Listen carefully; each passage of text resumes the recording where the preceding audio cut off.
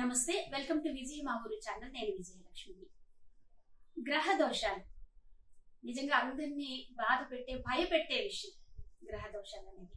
ఆ గ్రహ దోషాల నుంచి బయటపడడం కోసం రకరకాల రెమెడీస్ ఫాలో అవుతూ ఉంటాము, రకరకాల పద్ధతులు మనం ఫాలో అవుతూ ఉంటాం. అయితే గ్రహ దోషాల నుండి తప్పించుకోవడానికి గ్రహ దోషాలకి రెమెడీస్ గా మొక్కలు కూడా ఉపయోగపడతాయి. మొక్కల్ని మనం పూజించడం ద్వారా, రకరకాలైనటువంటి ఆచార వ్యవహారాలు పాటించడం ద్వారా మొక్కల విషయంలో ఈ గ్రహ దోషాల నుంచి బయటపడొచ్చు అని చెప్తున్నారు. ఈ విషయం గురించి గతంలోనే మనకి సూర్య గ్రహ దోషం నుంచి ఏ విధంగా బయటపడాలి, ఏ విధంగా మొక్కలని ఉపయోగించుకోవాలి అని చెప్పి మనకి ఒక వీడియో కూడా మన ఛానల్లో చేశామండి. వీలైతే అది కూడా చూడండి. మరి ఈ రోజు గ్రహ దోషాల్లో చంద్ర గ్రహ దోషం నుండి ఎలా బయటపడొచ్చు, ప్రత్యేకించి మొక్కల ద్వారా, ఆ విషయంతో పాటు చంద్రగ్రహ దోషం నుంచి బయటపడటం కోసం ఏ విధమైనటువంటి రాయిని వాడాలి, ఏ విధమైన ధాన్యాన్ని దానం చేయాలి, ఇంకా ఇతరత్ర ఎటువంటి పరిహారాలు చేయాలి అనే విషయం చెప్పడం కోసం మన ముందున్నారు శ్రీ తెన్నేటి శ్రీనివాస్ శర్మ గారు. అరసవల్లి, శ్రీకూర్మం, సింహాచలం శ్రీ కనక మహాలక్ష్మి అమ్మవారి దేవస్థానాల ఆస్థాన పంచాంగకర్త దైవజ్ఞ శ్రీ తెన్నేటి శ్రీనివాస్ శర్మ గారు మన ముందున్నారు. వారిని అడిగి చంద్రగ్రహానికి సంబంధించి ఏ మొక్కని పూజ చేయాలి, ఏ మొక్కని ఏ విధంగా రెమెడీగా ఉపయోగించుకోవాలి అన్నది వారిని అడిగి మనం ఇప్పుడు తెలుసుకుందామండి. శర్మ గారు నమస్కారం. శర్మ గారు, మనం గతంలో మీరు సూర్యగ్రహం రెమెడీస్ గా కొన్ని విషయాలు చెప్పారు, ఏ మొక్కని వాడాలి, ఏ మొక్కని ఎలా పూజించాలి. మరి ఈ రోజు చంద్రగ్రహం గురించి మీరు చెప్తే మన అయితే గత వారం మనం సూర్యగ్రహం గురించి మనం చెప్పుకున్నామంటండి. ఈ నవగ్రహాల్లో రెండో గ్రహం అనేటువంటిది చంద్రగ్రహం.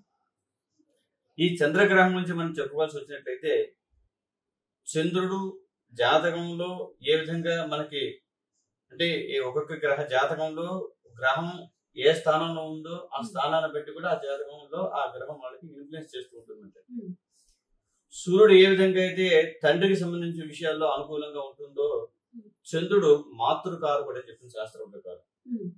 అలాగే మన పీడోపశాంతయే అని కూడా శాస్త్రంలో చెప్పవచ్చు అనమాట. మనస్సు మీద ఎక్కువగా పనిచేసేవాడు చంద్రుడు అనమాట. 9 గ్రహాలకి కూడా నడకలు ఉంటాయి అనమాట. ఒక గ్రహం ఒక రాశిని మారడానికి ఇన్ని రోజులు పడుతుందని కూడా శాస్త్రం చెప్పబడి ఉంది. సూర్యుడు ఒక రాశిని మారడానికి 30 రోజులు, నెల రోజులు పడుతుంది. చంద్రుడు 2.5 రోజులు ఒక రాశిని దాటడానికి పడుతుంది. బుధుడు 45 రోజులు, బుధుడు శుక్రుడు వీళ్ళందరూ కూడా నెల రోజులు పడుతుంది. గురుడు సంవత్సరం పడుతుంది. అలాగే శని 2.5 సంవత్సరాలు, రాహు కేతులు సంవత్సరాలు పడుతుంది అన్నమాట. వీటన్నిటిని కూడా మనం చూసినట్లయితే ఈ 9 గ్రహాలలో కేవలంగా కూడా చంద్రుడు మాత్రం ఒక రాశిని మారడానికి కేవలంగా 2.5 రోజులలోనే ఒక రాశిని మారుతారు. అంటే శనేశ్వరుడు ఉన్నాడు అన్నట్లంటే ఒక శని ఒక రాశి నుంచి రాశి మారడానికి 2.5 సంవత్సరాలు పట్టినట్లయితే కేవలంగా 2.5 రోజుల్లోనే చంద్రుడు ఒక రాశిని దాటుకుని ఇంకో రాశిలోకి వెళ్తాడు అనమాట. అంటే చంద్రుడు యొక్క గమనం ఎంత వేగంగా ఉంటుందో కూడా ఆలోచించాలి. ఎందుకంటే ఈ చంద్రుడి గురించి ఇంతలా నేను చెప్పాల్సి వస్తున్నామంటే, కొంతమందికి పౌర్ణమి గడియలు, అమావాస్య గడియలు దగ్గరికి వచ్చేటప్పుడు కూడా వాళ్ళకి మానసిక స్థితిలో తేడాలు వస్తుంటాయి. కొంతమంది మా వాడు కొంచెం సైకలాజికల్ గా డిప్రెషన్ అవుతున్నారు అండి అనుకుంటారు. అమావాస్య దగ్గరికి వచ్చినప్పుడు కూడా, పౌర్ణమి దగ్గరికి వచ్చినప్పుడు కూడా అనుకుంటారు. దానికోసం మన వాడు కూడా కొన్ని విషయాలు కూడా చెప్తుంటారు. అలాగే సముద్రం ఒడ్డుకి వెళ్ళినప్పుడు కూడా మీకు పౌర్ణమికి ఉండే అలల యొక్క పోటు ఎక్కువగా ఉంటుంటుంది. అమావాస్య నాడు కూడా తక్కువగా ఉంటుంది, పౌర్ణమి నాడు ఎక్కువగా ఉంటుంది. ఈ యొక్క అలల యొక్క లెక్క కూడా మీకు మామూలుగా ఈ ఏదైతే కోస్ట్ గార్డుల దగ్గరికి వెళ్తే అవి కూడా కాల్కులేషన్స్ కూడా ఉంటాయి అన్నమాట. అంటే ఈ యొక్క ఏ విధంగా ఉంటుంది అన్నమాట. అయితే ఈ నవగ్రహాల్లో చంద్రుడి గురించి మనం చెప్పాల్సి వచ్చినట్లయితే, మాతృకారకుడు చంద్రుడు అని చెప్పిన శాస్త్రంలో. అంటే జాతకంలో లగ్నాతు చతుర్థ స్థానం, 4వ స్థానం అనేటువంటిది మాతృస్థానం అని చెప్పవచ్చు. మాతృస్థానం, అలాగే విద్యాస్థానం, అలాగే గృహస్థానం, అలాగే ఉద్యోగ స్థానం, అలాగే లగ్నాత్మ 4వ స్థానాన్ని దీని విధాలుగా చెప్పబడ్డారు. అయితే మనం ప్రధానంగా తీసుకోవాల్సిన మాతృస్థానం తీసుకోవాల్సి వచ్చినట్లయితే, ఆ జాతకుడు యొక్క తల్లికి అతనికి ఉండే సంబంధం ఏ విధంగా ఉంటుంది, అవినాభావ సంబంధం ఏ విధంగా ఉంటుంది. కొంతమంది తల్లిని ఎక్కువగా అభిమానిస్తారు, కొంతమంది విరోధంగా కూడా ఉంటుంటారు. అంటే చంద్రుడికి సంబంధించినది, తల్లికి సంబంధించిన విషయాలు ఉంటాయి. అలాగే మాతృకారకుడు కూడా చంద్రుడు, అంతేగా మనఃకారకుడు కూడా చంద్రుడు. మన పీడోపశాంతయ్య అన్నట్టండి. అయితే ఈ మనసు మీద పనిచేసేవాడు కూడా ఉంటుంది చంద్రుడు. ఇక జ్యోతిష్ శాస్త్రం ప్రకారం కూడా చంద్రుడు కానీ నీచ స్థానంలో కానీ ఉన్నట్లయితే రక్త సంబంధమైన అనారోగ్యాలు ఎక్కువగా ఏర్పడుతుంటాయి. కొంతమంది రక్తం ఎంత ఎక్కించినా నీరు అయిపోతుంటుంది, రక్తం చుడు రక్తం కింద మారిపోతుంటుంది. ఈ చంద్రుడి వల్ల ఈ యొక్క రక్త సంబంధమైన వస్తుంటే మెయిన్ ప్రధానంగా కూడా స్కిన్ ఎలర్జీస్, చర్మ వ్యాధులు కూడా చంద్రుడి వల్ల ఎక్కువగా కూడా పూస్తుంటాయి అనమాట అండి. ఇంకా చెప్పాల్సి వచ్చినట్లయితే ఈ చంద్రుడిని కానీ జాతకంలో కానీ ఎక్కువ ఇబ్బందిగా కానీ ఉన్నట్లయితే రాత్రి పడుకునే ముందు ఎవరైతే ఆ యొక్క చంద్రుడికి దోషం ఉన్న వాళ్ళు ఒక రాగి చెంబుతో నీళ్లు తల దగ్గరలో పెట్టుకున్నట్లయితే పెట్టుకుని ఉదయాన్నే లేచి ఒక పచ్చని చెట్ల నీళ్లు కలిపి పోసినట్లయితే వాడు కొంచెం ఆ సైకలాజికల్ ఫీలింగ్స్ ఏవైతే ఉంటాయో, డిప్రెషన్ ఏదైతే ఉంటుందో అది తగ్గే పరిస్థితులు కూడా ఉంటాయి అన్నమాట. అంటే చంద్రుడు ఎక్కువగా జలగ్రహం కాబట్టి చంద్రుడు జలగ్రహం కాబట్టి ఆ నీటి వేరే వాళ్ళు యాక్టివేట్ అవుతుంటుంది కాబట్టి ఆ మానసిక స్థితిలో మార్పులు వేరేగా జరిగి వాడు స్థిరంగా ఉండే అవకాశం కూడా ఉంటుంది. ఇక చంద్రుడి గురించి మనం చెప్పుకోవాల్సి వచ్చినట్లయితే, మనం శ్లోకం చెప్పాల్సి వచ్చినట్లయితే దదిశంక తుషారాభం క్షీరోదారం సముద్భవం నమామి శశినం సోమం శంభోర్ముఖుడం భూషణం అని శ్లోకం ఉందన్నమాట. ఈ నవగ్రహాలో రెండవ గ్రహమైనటువంటి చంద్రుడిని ఈ యొక్క శ్లోకాన్ని ఆధారంగా ప్రతిరోజు కూడా 10 సార్లు చంద్రుడి యొక్క జపం చేయించవలసి వచ్చినట్లయితే 10,000 చేయించాలన్నమాట అండి. అలాగే అధిదేవత ప్రతిదేవత కూడా ప్రతి గ్రహానికి కూడా ఉంటుంది. అది కూడా దాంట్లో 10%, అంటే 10,000 10% అంటే 1000, అంటే మొత్తం 11,000 సంఖ్య జపం చేయించవలసి కూడా ఉంటుందండి. ఈ జపం చేయించిన తర్వాత మనం ఇందాక అనుకున్నాం వృక్షాల దగ్గరకు రావాలి ప్రధానంగా. ఈ జపం చేసిన తర్వాత జపం, హోమం, తర్పణం అని చెప్పింది శాస్త్రంలో. జపహోమ తర్పణాలు చేయించాలి. దాంతో పాటుగా కూడా దానం కూడా చేయాలన్నమాట అండి. ఎప్పుడైనా ఒక గ్రహానికి మనం ఆరాధన చేసినట్లయితే ఆ గ్రహానికి ఇంత జప సంఖ్య అని ఉంటుందన్నమాట. ఆ జప సంఖ్యను చేసిన తర్వాత దశాంశం హోమం ఉంది, దశాంశం తర్పణం కూడా. దశాంశం అంటే 10% అన్నమాట.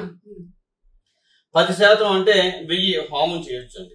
దశాంశం దశాంశం తర్పణం అంటే మరో 10% అంటే ఒక 10% అంటే 1000, 100, 10 తర్పణం చేయాలన్నమాట. అయితే ఈ యొక్క ఆవాహన చేసేటప్పుడు ఈ చంద్రుడికి ఈ జపం చేయవలసి వచ్చిన తర్వాత జపం పూర్తి అయిపోయిన తర్వాత ఆ 10,000 సంఖ్య పూర్తి అయిన తర్వాత హోమం చేయవలసి ఉంటుంది. ఈ హోమం చేయవలసినప్పుడు ఏ సమితులతో చేయాలి, ఏ ధాన్యం చేయాలన్నట్లయితే సాధారణంగా అయితే మనం ధాన్యం పెడుతూ ఉంటాం, చంద్రుడికి బియ్యం దానం ఇస్తుంటాం ఎక్కడైనా సరే కూడా. కానీ దానికి యవధాన్యం అని చెప్పుకొచ్చింది. యవధాన్యాన్ని కూడా ఉంటాయి అనమాట. ఆ ధాన్యాన్ని మనం దానం చేయాలి. దేని పక్షంలో మనం మామూలు ధాన్యాన్ని చేయొచ్చు అన్నమాట. ఆ ధాన్యాన్ని అంటే నవగ్రహ మండపాన్ని ఆవాహన చేసి తెల్లని వస్త్రాన్ని వేసి ఆ తెల్లని వస్త్రంపై బియ్యాన్ని పోసి మధ్యన కలిసిన పెట్టి తెల్ల వస్త్రాన్ని పెట్టి నారికాయ కొబ్బరికాయని పెట్టి దాన్ని తెల్లని వస్త్రం జాకెట్ బట్టను పెట్టి తెల్లని పుష్పాలతో పూజ చేసి చంద్రుడికి అష్టోత్తరం చదవాలన్నమాట. చదువుకుని ఆ చంద్రుడికి సంబంధించిన పూజ చేసి పరమాణ బెల్లం పరమాణ కానీ లేదంటే పాయసం కంటే నైవేద్యం పెట్టుకోవాలన్నమాట అండి. ఇలా పెట్టిన తర్వాత హోమం చేయాల్సి వచ్చినప్పుడు మోదక సమిధులతో హోమం చేయాలన్నమాట అండి. చంద్రుడికి ప్రీతి మోదక కర్ర కాబట్టి, మోదక వృక్షం కాబట్టి వీళ్ళు ప్రధానంగా కూడా చంద్రగ్రహం ఎక్కువ ఎవరైతే ఇబ్బందిగా ఉంటుందో వాళ్ళు నిత్యం కూడా మోదక వృక్షానికి నమస్కారం చేసుకున్నట్లయితే చంద్రుడికి వాళ్ళకి ఆ దోషం కూడా పోతున్నట్టండి. అంతేకాకుండా హోమం చేయాల్సి వచ్చినప్పుడు వాళ్ళు ధాన్యాన్ని హోమం చేయాలి. అలాగే అంటే ఈ ధాన్యాన్ని ఈ సమిధులు రెండు కూడా కలిపి కూడా చేస్తుంటారు అండి. ఎందుకంటే వస్తువు ఇప్పుడు ప్రతి గ్రహానికి కూడా కొన్ని ధాన్యం మనం దానం చేయమంటుంటాం. దానికి సమిధి కూడా ఉంటుంది. సమిధి చెప్పాల్సి వచ్చినట్లయితే సమిధ అంటే ఒక పుల్ల అనమాట అండి, కర్ర అంటారు. దీన్ని సమిధులు అంటారు. హోమంలో ఉపయోగించబట్టి సమిధ అంటారు అండి. ఈ సమిధి అంటే హోమం చేసేటప్పుడు ఈ మోదక సమిధిని హవనం చేస్తూ అంటే హోమం చేస్తూ ఈ ధాన్యాన్ని దీన్ని మిశ్రితంగా చేసుకుని నేతితో పాటు దీనికి హోమం చేస్తుంటారు.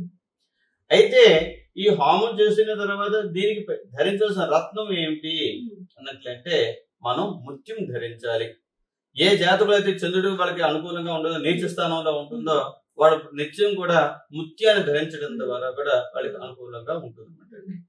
ఈ ముత్యాన్ని ధరించేటప్పుడు ఉంగరం కింద చేయించి ధరించవచ్చు, ఒక పెండెంట్లా ధరించవచ్చు, లేని పక్షంలో వాళ్ళు ఒక ముత్యాల హారాన్ని కూడా ధరించవచ్చు.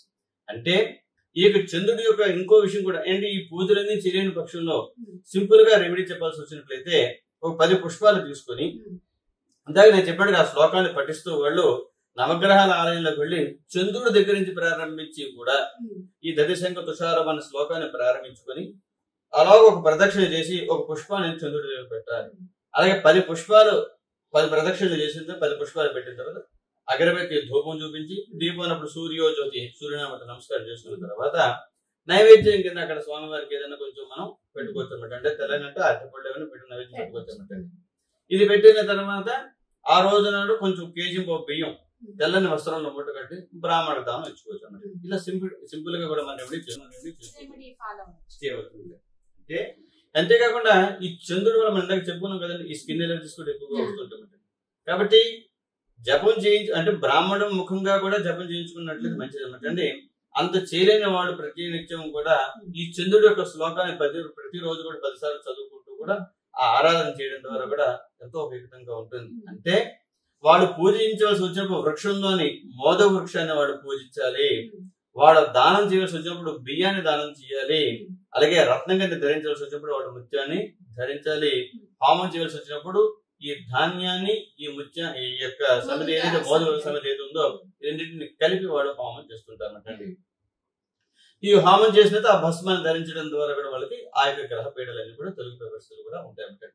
ఈ విధంగా కూడా చంద్రుడి యొక్క గ్రహం ఏదైతే ఆ జాతకంలో ఎక్కువ ఇబ్బందికరంగా ఉంటుందో వాళ్ళ యొక్క రెమెడీ ఫాలో అవడం ద్వారా కూడా వాళ్ళకి కొంచెం అనుకూలంగా ఉంటుంది. ప్రధానంగా కూడా నవగ్రహాల్లో కూడా చంద్రుడి యొక్క ఇన్ఫ్లుయెన్స్ చాలా ఎక్కువగా చూపిస్తూ ఉంటుంది అన్నమాట. మనం అందుకే చెప్తుంటామంటే ఈ సముద్ర ప్రాంతం అంటే ఎవరైతే ఎక్కువగా కూడా ఎక్కువ సైకలాజికల్ ఎక్కువ ఇబ్బంది పెడుతుంటారో, మానసిక స్థితిగతులు ఎక్కువగా బాగుండవో, జాతకంలో చంద్రుడు రాహు కలిసి తృతీయ స్థానంలో ఉన్నా కూడా వాళ్ళకి సైకలాజికల్ డిప్రెషన్, కొంతమందికి ఉన్మాదంగా ఉండే పరిస్థితులు కూడా ఉంటాయి. కాబట్టి అందుకే మా వాడికి పౌర్ణాంక అమావాస్య కూడా కొంచెం వేరుగా ఉండే ప్రవర్తన కదండి. కాబట్టి ఆ యొక్క సమయాలలో వాళ్ళు ఆ దానం చేయడం ద్వారా కూడా అయితే సోమవారం బియ్యం దానం చేస్తారు. కాబట్టి ఆ రోజున వాళ్ళు బియ్యం తినకుండా అంటే అన్నంతో సంబంధించిన పదార్థాలు తినకుండా వేరే గోధుమ రొట్టెలు ఏవి తినకూడదు. అంటే ఏ రోజు ఏ వస్తువు మనం దానం చేస్తామో దానికి సంబంధంగా వస్తువు మనం తినకుండా మంచి అనుకూలంగా ఉంటుంది. ఈ విధంగా కూడా ఈ చంద్రుడి యొక్క గ్రహం యొక్క నివారణ మార్గాలు వాళ్ళు పాటించినట్లయితే వాళ్ళకి ఖచ్చితంగా కూడా వాళ్ళకి అనుకూలంగా ఉంటుంది. ఇది ఈ యొక్క చంద్రగ్రహం విషయం. నమస్కారం అండి శర్మ గారు. చంద్రగ్రహ దోషాలకి అంటే ఏ మొక్కని ఉపయోగించాలి, ఏ రాయిని ఉపయోగించాలి, ఇంకా తీసుకోవాల్సిన జాగ్రత్తలు చాలా చక్కగా వివరించారు. ధన్యవాదాలు.